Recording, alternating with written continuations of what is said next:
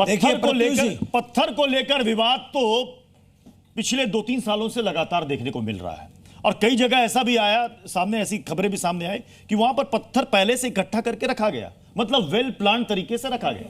और इस बात को आप भी मानेंगे, ऐसे असामाजिक तत्व हैं। देखिए, हर समाज जो कि नहीं चाहते कि प्यार मोहब्बत के साथ दो कम्युनिटी रहे। संख्या सैकड़ों में होती है, हर समाज में होती है। मैं आपकी बात का समर्थन करता हूँ, हर समाज में बुरे लोग, अच्छे जहाँ है उनकी तादाद ज्यादा है। जी प्रत्युष जी, प्रत्युष जी, हाँ, कल मैं आपका डीएनए देख रहा था, जी न्यूज पे डीएनए आता है और उसमें कन्हैया लाल का पूरा वर्णन किया गया था, जो हुआ था हादसा, ये सब जानते हैं। पहली बात तो मैं आज आपके चैनल पे फिर ये बात कहता हूं कि उन लोगों को जो जमानत मिल गई ना, जमानत नहीं मिलनी, बेल नहीं मिलनी चाहिए, उन्हें फांसी की सजा मिलनी चाहिए। ये प्रत्येक सनातनी चाहता है कि उन्हें फांसी की सजा मिले। तो कानूनी प्रक्रिया ना देवकीनंदन जी, इसमें मेरा आपका दोष नहीं है, मेरी आपकी जो सहमति मैं एग्री करता हूं। मैं कौन को चाहिए उनको सजा दे। मैं तो कानून का रिस्पेक्ट करता हूं, इसलिए कह रहा हूं हम सब चाहते हैं कि उसे फांसी की सजा हो।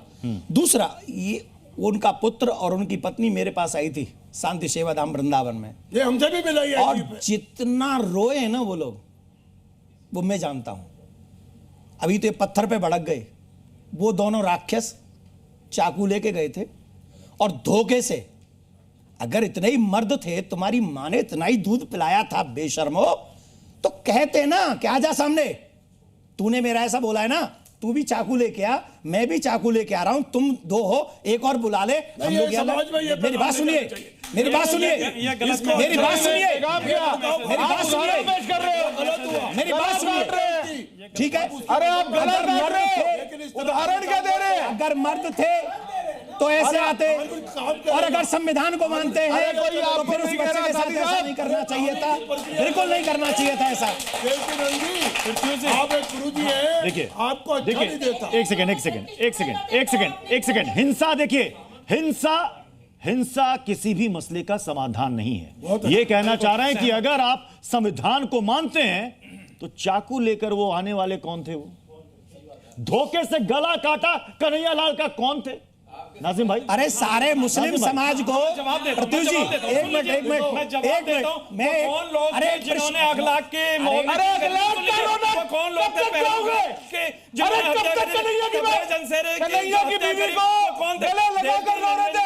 उनके बारे में थोड़ा बोल दे, झूठे हो जाता, क्योंकि आप हिंदू मुस्लिम भाई, लेकिन यहाँ पर सिर्फ और सिर्फ अगर आप बात करें तो इससे ही नहीं है। इनका कलेजा जल रहा है। ये कह रहे हैं कि आप कुछ उनके बारे में कह रहे तो कलेजे को ठंड मिल जाएगी।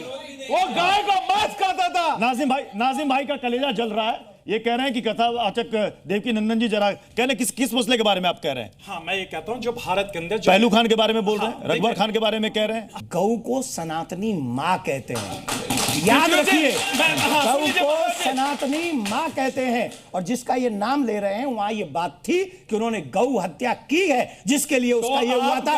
कन्हैया ने कौन सी हत्या की थी? कन्हैया ने कौन सी हत्या की थी? गलत उदाहरण देते, सही उदाहरण दीजिए। आप गाय को खाना छोड़, सही उदाहरण दीजिए।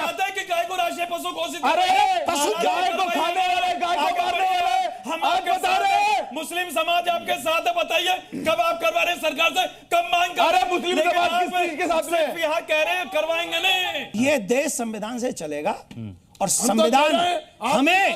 संविधान हमें निर्विघ्न और हमारे व्रत, हमारी यात्राएं निर्विघ्न पूर्ण करने का अधिकार देती है। और हम सरकार से कहते हैं, अगर कोई कावड़ में, अगर कोई पूजा में, अगर कोई पाठ में हमें डिस्टर्ब करता है तो सरकार को इस निंदा कानून बनाना चाहिए और ऐसे दो मुही लोगों को ऐसी सजा देनी चाहिए कि वो ढाबा ही नहीं, ढाबा बाबा सब बंद करके अपने घर में बैठे जब तक कावड़ चलते रहे। ये पिछले आधे घंटे से हमारे साथ हैं टीवी न्यूज चैनल पे, ये तो चैनल है, तो ये जायज है?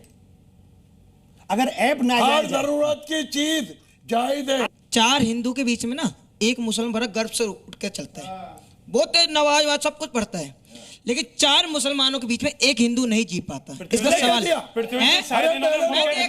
मेरे मोहल्ले में 10,000 की पॉपुलेशन है, नाज़िम भाई, नाज़िम भाई 10 बोलिए। घर हिंदुओं के जिसमें से 2 घर जैनियों के, बड़े सुख से रहते हैं, प्यार और मोहब्बत नाज़िम भाई, नाज़िम से। भाई, हर त्योहार में हम शरीक होते हैं, वो हमारे त्योहारों में शुरू होते हैं। आज तक कुछ नहीं हुआ। एक सेकंड आजादी से नाज़िम जी। पृथ्वी जी, शायद मुझे लगता है कि इस भैया ने मुल्क के वजीर आजम साहब का बयान नहीं सुना, जिन्होंने कहा कि जहां ज्यादा मुसलमानों के घर के बीच में मैं रहता हूं तो वहां पे ईद की सेवई वगैरह सब आती है। मुल्क के वजीर आजम माननीय नरेंद्र मोदी जी ने कहा भाई वो सुरक्षित थे उस दौर में, तो आप भैया कौन सा युग लेके चले भाई? 2014 वाली आजादी तो नहीं चलेगी भाई, 1947 वाला युग चलेगा। एक और निवेदन है आपके चैनल पे, एक चीज में और हमारी हामी बढ़ दें कि जैसे ही सनातन बोर्ड बने वैसे ही मथुरा में ठाकुर जी का मंदिर और बनवा दें बस। ठाकुर जी का मंदिर मौजूद है, बहुत भव्य मंदिर है, बहुत बहुत धन्यवाद। ठाकुर जी का बड़े प्यार और मोहब्बत से रहते हैं दोनों तरफ। समय इजाजत दे रहा है, समय इजाजत दे रहा है, इसलिए इस बहस को यहीं पर समाप्त करना पड़ेगा। बहुत बहुत शुक्रिया देवकीनंदन ठाकुर जी हमारे साथ यहाँ जुड़ने के लिए। आप सभी मेहमानों का भी बहुत बहुत शुक्रिया। ऑडियंस आपका भी बहुत बहुत धन्यवाद। तो फिर मुलाकात होगी एक नए मुद्दे के साथ। आप बने रहिए जी न्यूज़ के साथ। जी न्यूज़।